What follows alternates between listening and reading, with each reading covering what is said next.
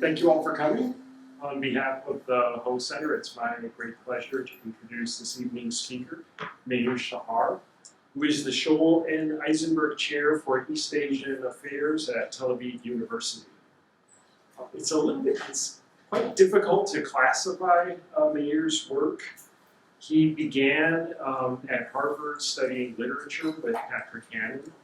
And I think today, if you wanted him to, he could give us a lecture on, the Dream of the Red Chamber or the Romance of the Three Kingdoms, or he could corner you and talk about the structure of Jin Hime with great enthusiasm for a long time. But with his first book, Crazy Chi, he started to show an affinity for religious studies, which was, and I think still is, unusual for scholars of Chinese religion or Chinese literature.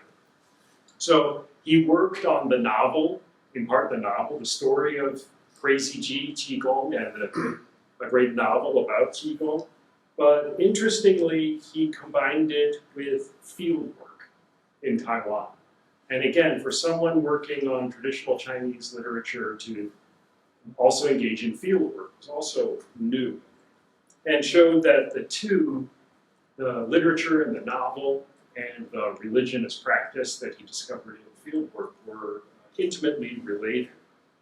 And beginning with that novel, he's shown consistently in his work that novels don't just reflect religion in China, that they are, in a way, the scriptures of popular religion. If you want to read the scriptures of popular religion, you find it in narrative form in novels. His next book, after the Crazy Chi novel, was on the Shaolin Monastery and the history of Shaolin monks, which is a topic that scholars of Chinese Buddhism, including myself, had strangely and unforgivably neglected, right? Because this is the one aspect of Chinese Buddhism that everyone knows about in the world, and somehow all the Buddhologists had skipped it, ignored it. And there are many books, especially in Chinese, about martial arts and Shaolin fighting, but Meir's is the first to really systematically and carefully, I think, study the history of martial arts and Shaolin. He used a lot of conventional Buddhist sources. He used epigraphy to write about the efforts of Tang Dynasty monks in the formation of the Tang Dynasty. They're actually sort of martial monks already in the Tang Dynasty. But most surprisingly, at least for me, was his discovery of the importance of the novel in the history of Shaolin monks. And that, if I remember right, you can correct me when I did everything wrong, but the part that I remember most from that book is the discovery that the earliest evidence really for fighting with empty hands for Kung Fu was in novels and not elsewhere. So it had begun in fiction before it was translated into real practice. And again, he wasn't afraid to pack his suitcase and head out into the field, where he interviewed monks at Shaolin and interviewed all the people in the martial arts academies. And again, I was really shocked by that as well, that the Shaolin monks often weren't really monks. That they looked like monks, they shaved their heads, they aren't necessarily ordained, and they were big meat eaters, believing that meat is an important part of what it takes to be a fighting Shaolin monk. And then he followed that up with a book on Le Ta, that sort of mischievous godchild of cartoons and children's literature, often we think of him today. But this then, again, showcased Meir's willingness to cross through all kinds of genres wherever his topic took him. So he looked at Indian materials, he looked at Chinese materials, looked at Hindu iconography, as well as the history of cannibalism in China, the history of regicide in China, and the history of patricide in China. And once again, looking through novels. He also found a way to incorporate really memorable ethnography So from that book, the ethnographic moment that I remember is when he interviews Nujia directly in the form of a spirit medium who had been possessed by Nujia. And then Meir thinks of this question of asking him, what is your relationship with your father? So something so that for me was, it combined all of his interests. And on his latest work, in a book that I hope is soon to go to press, must be getting close, is yet another surprise, an entirely original project on oxes, horses, donkeys, and mules. And once again, it combines literature, religion, art history, India, China, and ethnography. I'm hoping all that somehow parts of that anyway are going to make it into today's talk under this broad topic of Buddhism and Chinese world religion. So his work altogether is an example of a scholar who is undeterred by obstacles of genre and discipline, who follows his curiosity of wherever it takes him. So in the field of Chinese religion, of Buddhist studies, and of Chinese literature, he is, in a word, unique. So please, sorry. So please join me in welcoming. Thank you. That's so kind.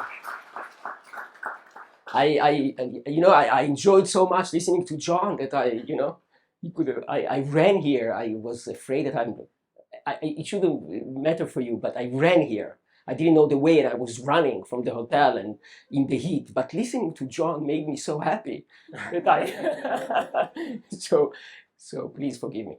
So this is also a new topic for me, what I'm going to talk about today, and please free to correct me and enlighten me and guide me, okay? Because what I'm going to show you is really work really in progress. So feel free to interrupt and ask questions and guide me, etc. So when we think about Buddhist ritual in China, we think about monks, yes? Usually rituals are performed by Buddhist monks. Chinese monasteries are home to people who are celibate, who shave their heads, who identify themselves as Buddhists, and these people, they are monks or nuns, they conduct rituals on behalf of the laity, on behalf of the lay clientele. What is less known, or was at least unknown to me, is that in rural China, at least in rural South China, there are also lay Buddhist ritual traditions. In southern Chinese villages, in villages in South China, you can find ritual masters who identify themselves as Buddhists, and although married and untonsured, they perform Buddhist-style rituals on behalf of their communities. Yes? And their traditions have been passed on from father to son over many, many generations. So here you have an example. This picture was taken in September. This is my research team. You can identify me by the funny hat, yes. And next to me, the person standing to my left is a peasant. He's a peasant. This is in Guizhou province. He's a peasant. But he's also a Buddhist master. And he's married, he has children. Inside his tool shed, along with his hoe and rake and all of his other agricultural implements, he has, we discovered, no fewer than 164 manuscripts. 164 manuscripts. In other words, he has an entire library. In his agricultural shed, he has an entire library. And this library is, of course, very intriguing. We would like to know, first of all, is it really Buddhist? Are the texts Buddhist, or perhaps they are Taoist or something else, or some mixture? Are there parallels in Buddhist monastic literature? That is to say, the rituals that he performs, are they similar to what Buddhist monks in monasteries perform? And perhaps most intriguing is, how far back can we trace this tradition? When you look at the manuscripts, I will show you soon a few, when you look at the manuscript, there is a date. This is the date in which he copied the text. It is not the date in which the text was written. Yes? So the question is, how far back does this rural tradition go? And I think that it goes back many, many centuries, sometimes over a millennium. Okay. Here is my team. What we were doing is we scanned his entire library. We scanned or took photos of his entire library. And altogether, it holds, sometimes when I say manuscript, a manuscript is a notebook, yes? Sometimes one notebook contains several scriptures. Sometimes one scripture holds several notebooks, yes? But all in all, we have here thousands upon thousands of pages. It's huge. It's a huge library. And you know, he kept bringing us manuscripts. It didn't end. He had so many. Now, what I'm going to try to do in my presentation, and thank you again, John, for your kind introduction, I will try to do two things. In the first half of my talk, I will try to give you a sketch of these rural priests on the basis of my extremely preliminary work. Yes, I will say a few words about these masters, about their scriptures. That will be the first half. In the second half, I will focus upon one type of rituals that they perform. This is ritual for the healing of the water buffalo, because the most important asset of these farmers used to be the buffalo. Yeah? And I will argue that elements of this ritual, elements of the buffalo healing ritual, are traceable not only to medieval China, but are traceable to India. That's what I will try to argue. In case it wasn't clear, these are Han people, these people. Now, we are talking here about Han Buddhism. These are not minorities. This is Han Buddhism, and it comes from the north. So, okay. So what we did is the place where I just showed you is in southwestern Guizhou province. It's really a remote area. I can tell you later how we got there and why, but it's really remote. Nowadays, you can get there by the highway. Yes, you can take the highway from Guiyang and you can get anywhere within a day or two. But prior to the building of the highway, it would take days to reach these villages. And this is probably the reason, presumably the reason, why these texts have been preserved. Because the Red Guards didn't make it there. Yes, we are talking about an area that was far from the political upheavals of the 20th century in China. Yes, so my good friend and in fact guide, as far as this work goes, my friend Ho Chong, he teaches at Shanghai Normal University. So he claims that what we find in Guizhou once existed all over China. This is his claim. The scriptures you find here, once they were all over China, but they were destroyed. I'm not sure this is true. I think that there are local elements here. I'm not sure this is true, but this is a question that we should think about, yes? How widespread this tradition might have been or was in the past, okay? Now, I said that he identifies himself as a Buddhist, this man. He identifies himself as a Buddhist. By the way, I interviewed one guy who identifies himself as a Buddhist, but his Fen Shenjiang, his card said that he's a Taoist. Because he said that he went to register, so they said, no, you are Taoist. But he identifies himself as Buddhist.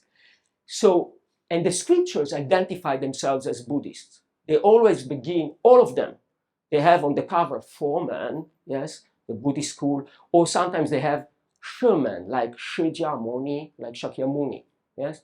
So it's always identifies as Buddhist, even if, and I must confess, some scriptures are Taoist. From my preliminary work, some scriptures, the overwhelming majority strikes me as really Buddhist. But I mean, imagine this guy in the village. If a Taoist scripture comes his way, yes, that's like a medicine, yes, that's like a tool of trade. So he keeps it. Yeah? So if there is something Taoist, he will take it as well, and he will add the word foreman on top. So it will be the Taoist scripture, but there will be Buddhist before it, yes. So here you have foreman Po, yes, the ritual of breaking or the gates of hell or the walls of hell, yes. Now here you have another example, Fo Shuo Shuangling Nibbana Zunjing, it's correct, yes? Yes, the scripture of attaining nirvana, nibbana, between the two trees. Yes, this is This is the Buddha, you know, yes, or passing into nirvana, yes, between the two trees. So this is very, very much Buddhist. It is indeed Buddhist. There is the date. This is from the early 20th century, this scripture. And they signed their name. That's also interesting. Not by their given names, but just like Buddhist monks, they signed by their clerical name. They have a clerical name, and the clerical name is chosen by generation according to a Buddhist poem. You know this practice of Buddhist monks of choosing the name of monks in a given generation by character in a Buddhist poem. So they really pretend to be monks, if you want. Yes, it's the same system, even though he's married, even though he's in a village, a remote village, etc. And they have a Buddhist seal. You see, in every ritual in China, again, I think, there is a crucial aspect of every ritual is, you know, they sing and they do all sorts of things, but there is a template that must be filled. And the template is written down and it says we, and there's the names, empty space for names. We, the village, the names of this and this village, in this and this county, on this and this date, and you fill it. We wish that the Buddha does this and this, yes, etc. This is a template.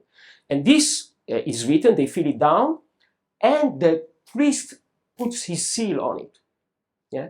And the seal is a Buddhist seal. It says Buddha, Dharma, Sangha, three treasure. Yes, four, fa, sang, sanzang. The three, and they sign it, and then they burn it. Okay? The Taoist priests, they have a seal that reads something else. It reads, if I'm not mistaken, teacher, scripture, Tao. Yes, three treasures. Yeah? So they identify themselves as Buddhists. Now, so most of the scriptures that I saw so far, and really at the beginning of my work, are funerary scriptures. Yeah? What these guys are, the principal concern of their clientele is the saving of the souls of the dead. So most of the scripture, the majority, are funerary scriptures. And I guess this is all of you who are experts on other Buddhist traditions know that a primary concern of Buddhist ritual everywhere has been the salvation of the dead. Yes.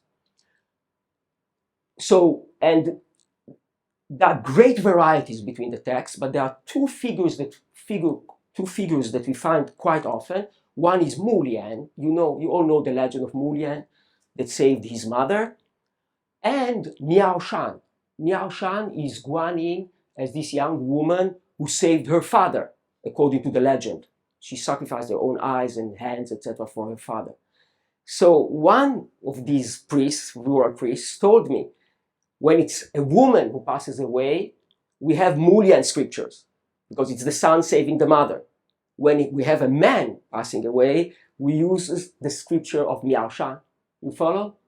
Because Miao Shan saved her father. So you have here a neat association of legend and rituals. The legend of Mu Lian in rituals for men, the legend of Mu Lian in rituals for women, because he saves a mother, and the legend of Miao Shan in rituals for men. Okay, and this is what they donned their robes for me to take a picture. Yes, and this is exactly like a Buddhist monk. It's the same uniform that a Chinese Buddhist monk wears when he conducts a ritual. They have the ring staff in their hand. It's covered, the ring staff that John wrote so beautifully about in his book on material culture. They have the ring staff, and that's how they look. Here you see, they call it, in the literature, usually they call it Vairochana hat. But they identify it as a Wufo, the five Buddha hat, the five Buddhas, because each one is a Buddha. You see, this is beautiful.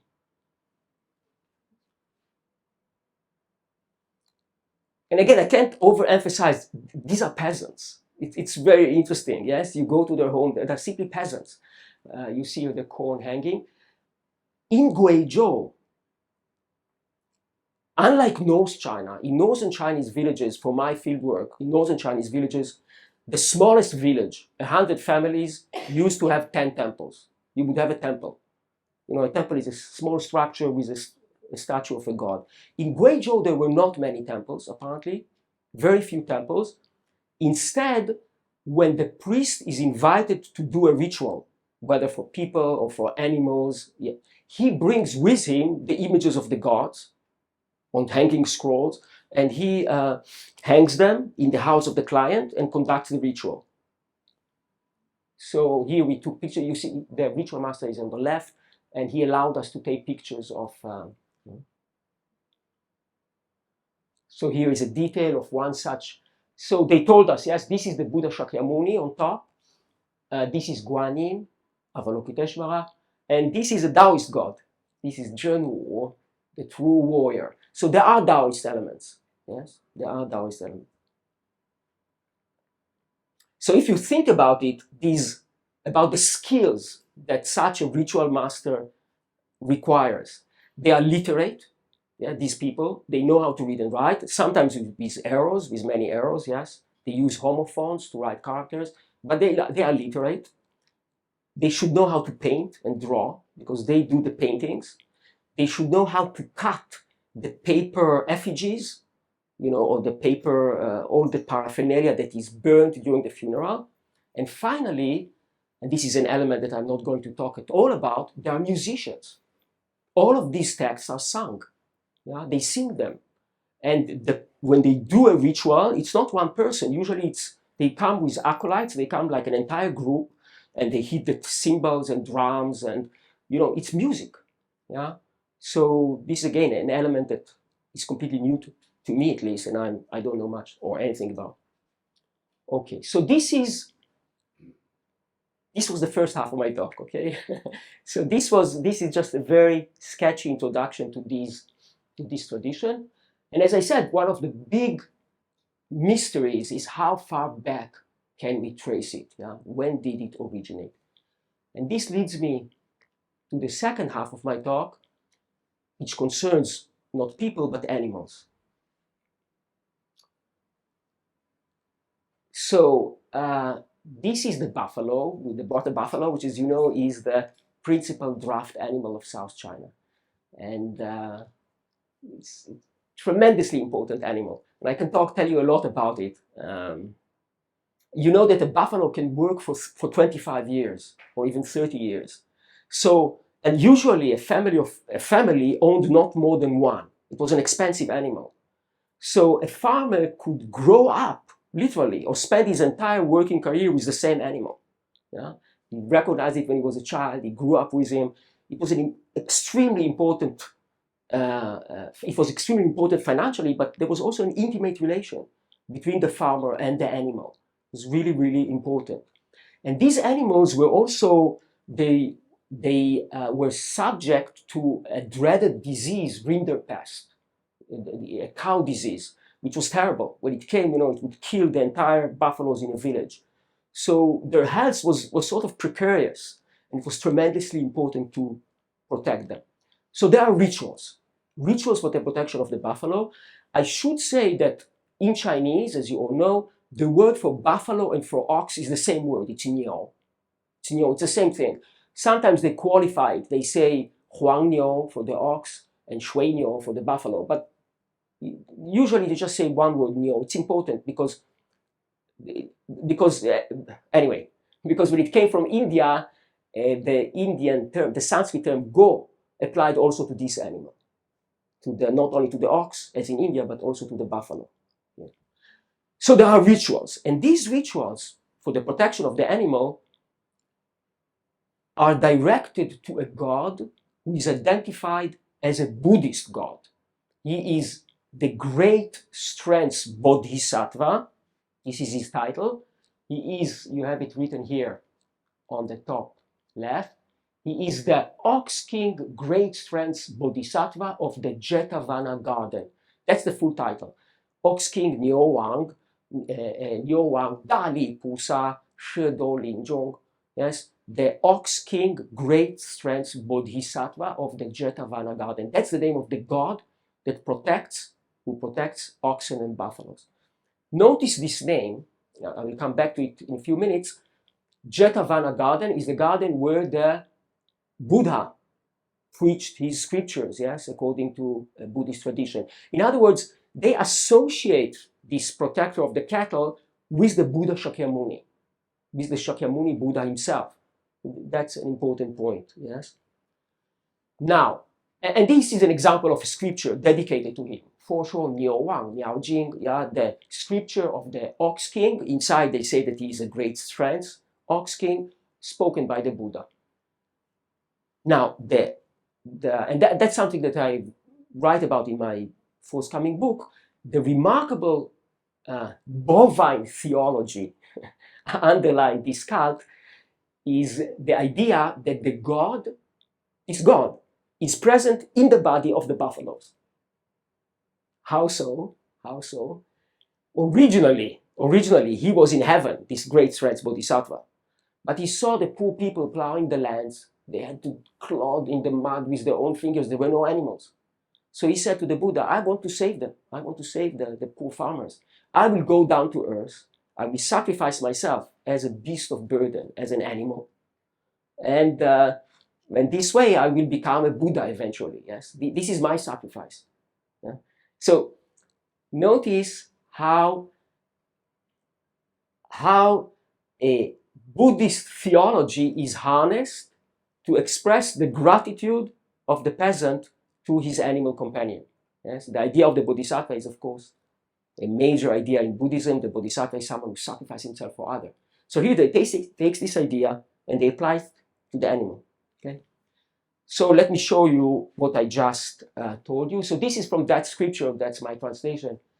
At that time, the bodhisattva of great strength, Dali Pusa, emerged from his seat.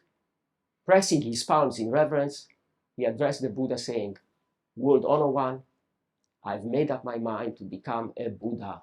I've long seen the people of the mortal world struggling in the fields. With their 10 fingers, they claw at the mud until the blood flows. I pledge to be born in a buffalo body. I vow to save the people. Yes? So that's the idea. Yeah. By the way, those of you who are familiar with Chinese literature, the idea that the buffalo or the ox is in fact a god is a very common idea in China. You know the most famous Chinese love story, the weaving maiden, the herd boy and the weaving maiden, yes? Niu Lang Zhi Nu is the most famous Chinese love story. So in it, if you know the story? You know the story? So there is this herd boy, and his ox is in fact a god that came from heaven to help him find a wife. So this idea that the animal is a friend, he came from heaven to help us, it's a very common idea. Now, this great strength bodhisattva has only one worry. Now, he tells the Buddha, I want to become a beast of burden, but he has one worry. I only worry that because of people's accumulated evil karma, they will prize my robust flesh and skin, they will slaughter me, peel off my skin, and consume my flesh. Hence, they will be punished in hell with no possibility of redemption. So, what he's worried about is that they will eat him. But he's not worried about himself. If they will eat him, they will be punished in hell. He's worried for them. He's concerned for them. Yes. But in any event, what you see here, and this leads me to the beef taboo. You know that during the late imperial period in China, many Chinese, I don't know if, you can meet still some Chinese people today, they didn't eat beef, especially in South China. In South China, most Chinese refrain from eating beef. Yes, and here you see the reason, or one way of articulating this beef taboo. Eating one's animal companion is not only thankless, it is blasphemous, because the animal is in fact a god who sacrificed himself for us, so we are not allowed to eat it. So the beef taboo was widely observed during the late imperial period. This is a painting from Taiwan, and you can see here a person being punished in hell, and he's punished for the crime of buffalo slaughter. We can identified as a buffalo and not an ox by the backward sweeping horns and also the color, the gray slate color. It's a buffalo. Now, similar painting, of course, are found already in Dunhuang. Already in Dunhuang, there are paintings of people being punished in hell for slaughtering an ox or a buffalo. Yes, so it's a very old tradition. Very old tradition. Are you okay? Can I do? Okay. Now, what I will one additional point. This Niuwang, this ox king, if you go to North China, in North China, he's usually rendered as male. His image, his icons, he's male. In South China, where he's described as a bodhisattva, now the greatest of all Chinese bodhisattvas is, of course, Guanyin. Yes, the most beloved of all Chinese bodhisattvas is Guanyin. So, according to some scriptures, the ox king bodhisattva is in fact Guanyin. He's a manifestation of Avalokiteshvara of Guanyin, and that's why in South China he's rendered as female. So in fact you can say it's not an ox king, it's an ox queen. Yeah, but in any event, that's the image. That's the image of this god that protected the animals in South China, and yeah, and these statues were often objects of home worship. The peasants would have this statue at home, yeah, and there would be a small a small piece of paper at the back saying, "We hope that you will protect, yeah, the animals and us, etc." And I went to Chengdu with a friend, and we went through the antique stores, and these are very common. Yeah, nowadays the god is forgotten because no one relies upon buffaloes anymore. But in the past, this god was really important. So in the antique store, you can find many stores. This is Qing dynasty, yes, late Qing or early Republican period statues. So you can easily find them, yeah, in the antique stores. Okay. So now what I will suggest to you, now let me go back, and I've done it sort of, I will give you only a tiny fraction of the evidence. What I will suggest is that this idea, the idea that the cattle is divine, the idea that the ox is divine, this idea is traceable to medieval China and, of course, further back to India. In other words, I suggest that Buddhism adopted or incorporated this idea of the sanctity of the cattle from the surrounding Indian culture that we nowadays identify as Hindu, transmitting it to China. Okay? That's the argument. That's the line of the argument. Now so here I'm most grateful to Imre Galambos. You know him, Imre Galambos. He discovered this. This is a Dunhuang manuscript, and you see what's written here. Niu Shi Da Li Pusa. The ox is the great strength bodhisattva. The same name that this is the 10th century from Dunhuang. It's the exact same name that I encounter in Guizhou over 1,000 years later. Yeah, the same tradition. The ox is the great strength bodhisattva. Yeah?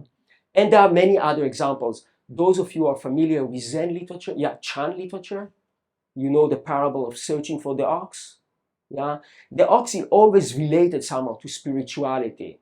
Yeah, yeah, searching for the ox is searching for the Buddha. It's like riding, and the Buddha is inside you. It's like riding an ox. Yeah, and you're not aware of it. These Chan parables. But here they go a step further. They say the animal itself is a god. Yeah, Yosha, Dadi, Pusa. Now here you have another example, also discovered by Imre Galambos. This is earlier. It's like late 7th or early 8th century. It's a Korean monk writing in China, Do Yun, and he writes this. According to non-Buddhists, so that's very, very important. He's a Buddhist monk writing in China, but he is writing about what we would nowadays call Hindu people. Wai Jiao. He's talking about, not about the Buddhists, but what he heard about non-Buddhists in India. What does he say?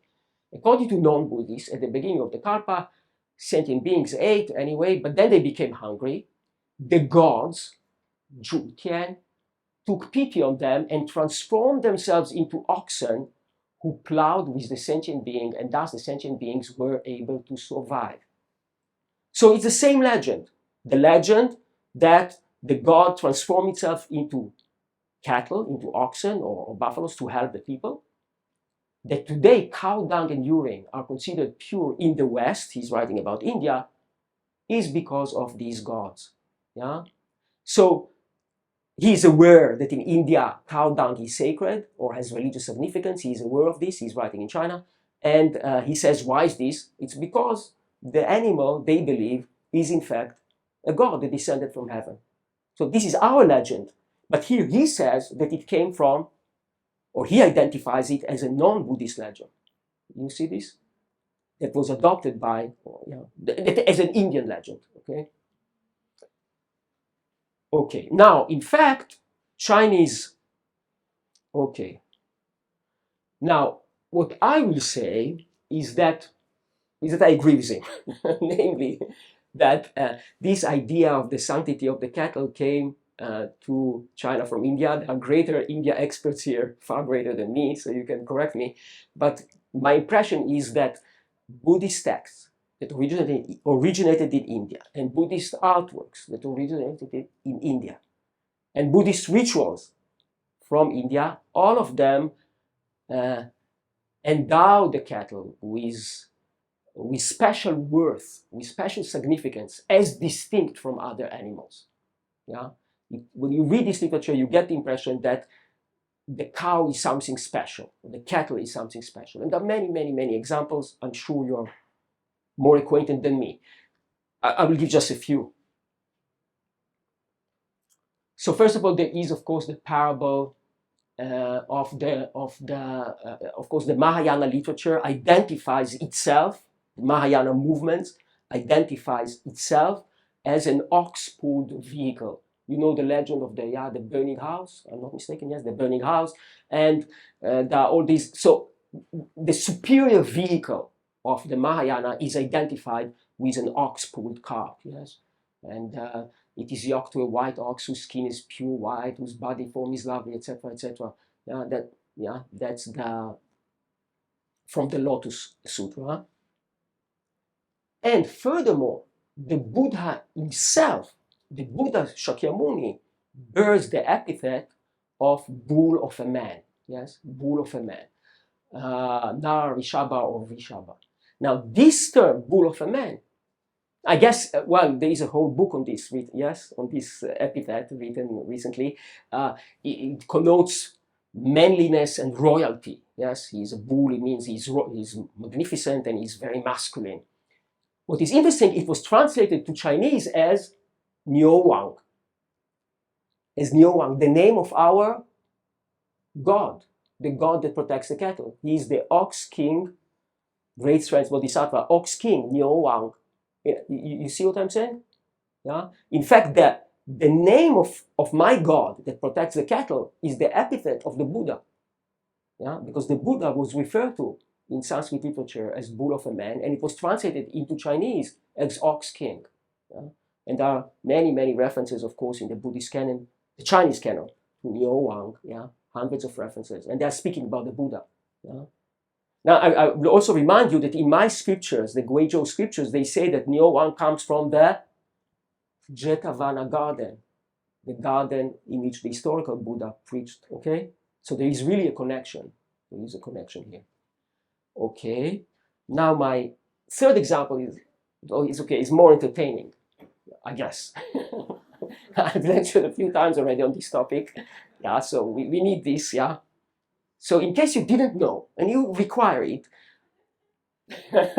don't worry, you can buy cow dung online on Amazon. You see, this is Amazon India. You see this? You see this? So yeah, boom boom baller, organic. What can it be non-organic? Or organic, wholly homemade, pure Indian desi cow dung cake for religious purpose. For religious purpose. So you can buy it online. they use it, I think they burn it in all sorts of the Homa ritual. They burn it as, they also use it to purify it for cleaning, but they also burn it. They also burn it. But there are, yeah, and this is to this day, because the animal is pure, because the animal is divine. So everything that the cow produces, including urine and cow dung, is also of great religious significance. Also, one other item is bezoar. You know what is this? Bezoar? Bezoar are undigested fibers in the intestines of the cattle. So they were accorded magic properties. They were accorded magic properties, and we find them being used in Japan in later periods. Yes. So everything that comes out of the cow. Now, Chinese were fully aware of this. Chinese Buddhist monks knew this perfectly well. They knew this. In India, the floor is purified by smearing with cow dung. This is Xuanzang, writing, etc. They knew it. All of Chinese monks knew this very well. But they didn't have to go to India for that. If you open the Chinese canon, and you open the Chinese canon, there are hundreds of references to cow dung. Because tantric Buddhist rituals, just like the corresponding Indian rituals that we now call Hindu rituals, they make use of cow dung. So you will find hundreds of references. If you run the Chinese canon, there are hundreds of references to cow dung and urine.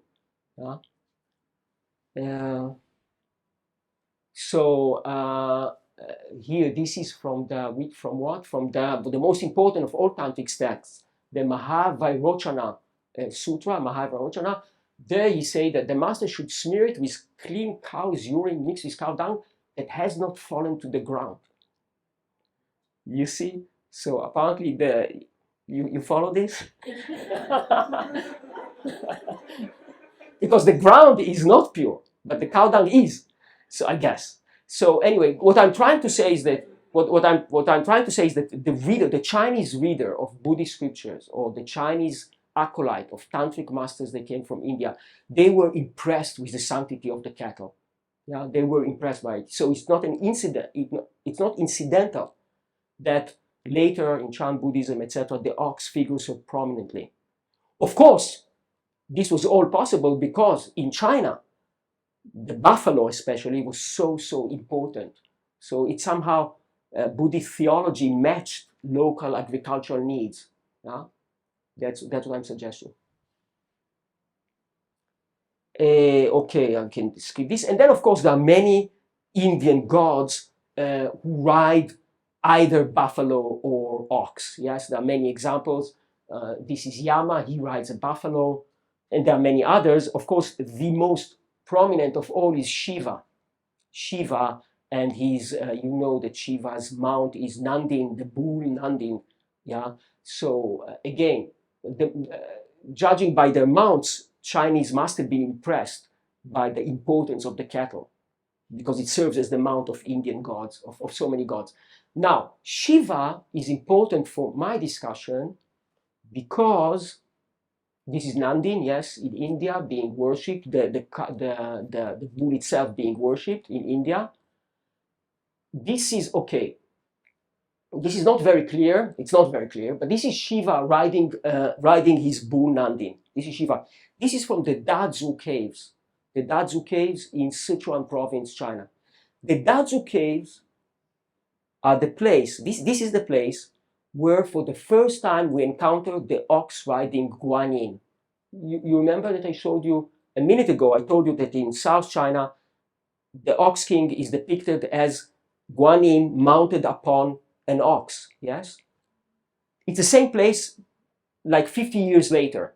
So I think that there is a clear iconographic connection between the Indian, or there might be a clear iconographic connection between the Indian god Shiva and the Chinese ox king, which is depicted again like yeah. So how do you know that that's Shiva and not Guanyin?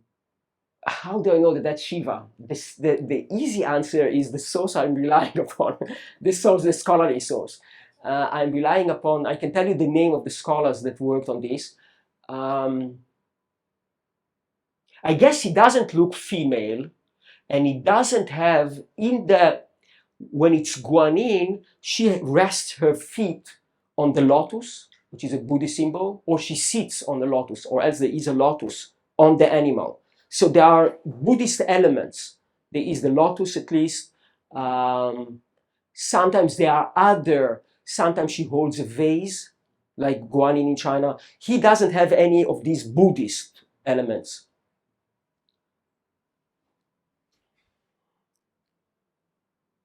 Yeah, here she is. Yeah, again, it's sitting like him, sitting on the side of the animal, yes. So these things emerge in Dazu no more than 100 years after Shiva was sculpted there.